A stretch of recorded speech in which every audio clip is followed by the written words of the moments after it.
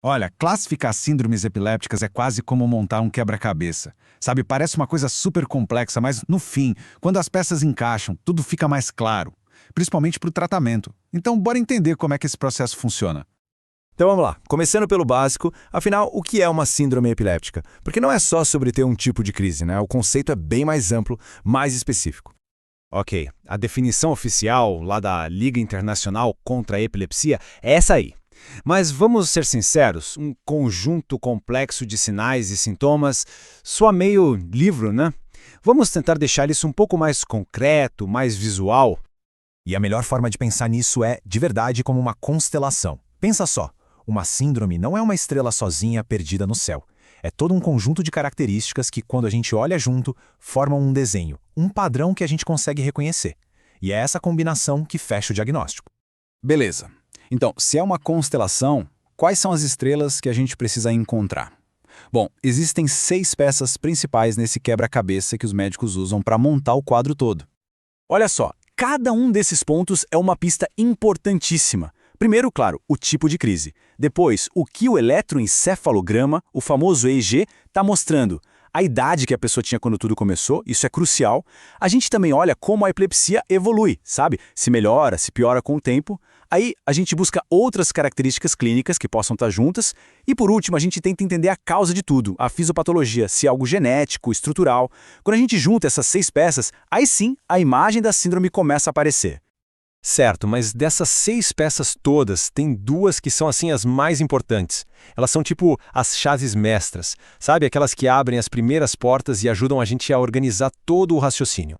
A primeira chave vem direto do EEG. A pergunta é, o início da crise é generalizado, ou seja, pega o cérebro todo de uma vez, ou é focal, começando num ponto específico? A segunda chave é sobre a causa, a etiologia. A epilepsia é idiopática, isso quer dizer sem uma causa estrutural que a gente conheça, ou é sintomática, ou seja, é consequência de alguma lesão, alguma outra condição. Pronto. Só com essas 2 perguntas a gente já cria a primeira grande divisão no nosso mapa.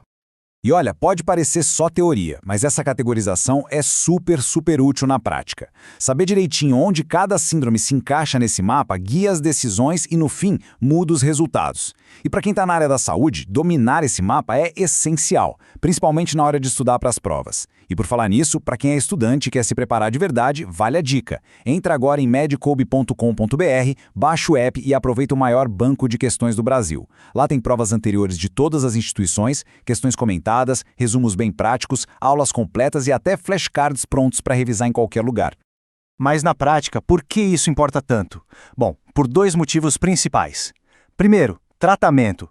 Tem remédio que é ótimo para crise generalizada, mas que pode até piorar uma crise focal. E o contrário também acontece. Então a escolha certa do medicamento depende totalmente dessa classificação. E o segundo motivo é o prognóstico. Geralmente as epilepsias sintomáticas, aquelas que têm uma causa conhecida, tendem a ser um pouco mais difíceis de controlar do que as idiopáticas. Beleza. Agora que a gente já tem a estrutura, o esqueleto da coisa, vamos colocar um pouco de carne nisso. Vamos preencher esse mapa com algumas das síndromes epiléticas mais conhecidas para ver como funciona. Dá uma olhada em como esse quadro deixa tudo bem organizado. Ali no canto superior esquerdo, a gente tem as síndromes generalizadas e idiopáticas. Pensa na epilepsia de ausência da infância ou na mioclônica juvenil. Logo abaixo, nas focais idiopáticas, um exemplo clássico é a epilepsia benigna da infância. Agora vamos para o lado direito, o das sintomáticas. Lá em cima, nas generalizadas, a gente encontra condições bem mais sérias, tipo a síndrome de West e a de Lennox-Gastaut. E para fechar, no canto inferior direito, um exemplo de focal sintomática, a famosa epilepsia do lobo temporal, super comum em adultos. Pois é.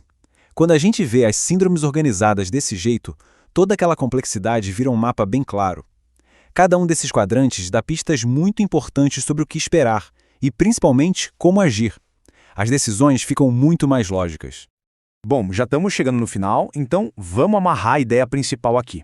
A gente começou lá na definição, passamos por como classificar, vimos alguns exemplos, tudo isso para a gente entender por que um diagnóstico preciso faz toda a diferença. Porque no fim do dia, classificar uma síndrome epiléptica não é só dar um nome, colocar um rótulo. é muito mais do que isso. É sobre traçar o melhor plano de tratamento possível, é entender o que o futuro reserva em termos de prognóstico e o mais importante de tudo é definir o melhor caminho para aquela pessoa seguir na sua jornada. E para a gente fechar, fica uma reflexão.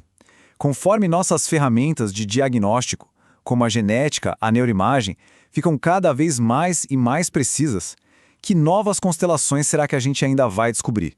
Que novos padrões vão surgir nesse universo gigantesco que é a neurologia?